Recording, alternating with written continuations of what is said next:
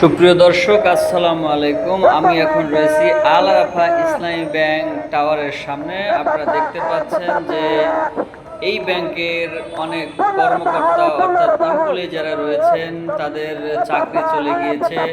প্রায় 270 জন লোকের চাকরি চলে গিয়েছে এবং তাদের এই চাকরি ফেরত পাওয়ার দাবিতে তারা টাওয়ারের সামনে অর্থাৎ বাইতুল মোকাররমের এই রোডে, পুরানা পল্টনস্থ রোডে তারা আন্দোলন করছেন। নারী এমপ্লয়ি এবং পুরুষ এমপ্লয়ি সমবেত হয়ে এখানে স্লোগান দিচ্ছেন। তাদের দাবি মানতে হবে, তাদের চাকরি ফিরিয়ে দিতে হবে।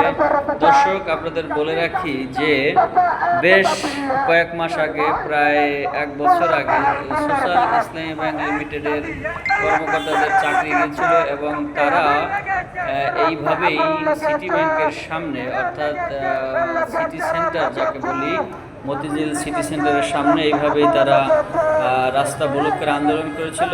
আমরা এখনো জানতে পারিনি তারা কি তাদের চাকরি ফেরত পেয়েছে কিনা। ঠিক একই অবস্থায় আজকে আল আরাফা ইসলামী ব্যাংক লিমিটেডের এই এমপ্লয়িদের কর্মকর্তা কর্মচারীদের চাকরি চলে গিয়েছে এবং সেই চাকরি ফেরত পাওয়ার দাবিতে তারা রোদ বৃষ্টি মাথায় রেখে এখানে বসে আন্দোলন করছেন। তাদের দাবি হচ্ছে তাদের চাকরি ফিরিয়ে দিতে হবে। অন্যদিকে যারা তাদের চাকরি কেড়ে নিয়েছেন তাদের ভাষ্য হলো যে তারা চাকরি নিয়েছিলেন, তারা ইন্টারভিউ ছাড়া বিনা ইন্টারভিউতে তাদের চাকরি হয়েছে এবং পরবর্তীতে সাম্প্রতিক সময়ে এই যারা ইন্টারভিউ ছাড়া চাকরি নিয়েছেন তাদের আবার নতুন করে ইন্টারভিউ হয়েছে এবং এই ইন্টারভিউতে যারা অকৃতকার্য হয়েছেন তাদের চাকরি চলে গিয়েছে। আমরা জানি না তারা আদৌ তাদের চাকরি ফেরত পাবে কিনা, তবে আমরা আশা রাখি তাদের চাকরি ফেরত দেওয়া হোক। কারণ এমনিতে দেশের বেকারত্বের সংখ্যা দিন দিন বেড়েই চলেছে, তার উপরে এভাবে চাকরি চলে যাওয়া মানে একটা বিপদ আশাই বলা চলে। তাদের পরিবার পরিজন রয়েছে, সবকিছু মিলে তারা অনেকটা অস্বস্তিকর অবস্থার মধ্যেই রয়েছেন।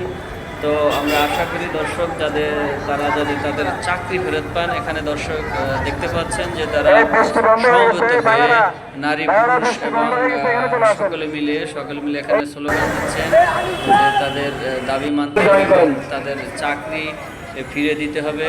তারা স্লোগান দিচ্ছে যে জুলাই অভ্যুত্থানের এই বাংলায় বৈষম্যের ঠাঁই নেই, আবু সাঈদ মুগ্ধ, শেষ হয়নি যুদ্ধ, এরকম বিভিন্ন স্লোগান দিচ্ছেন।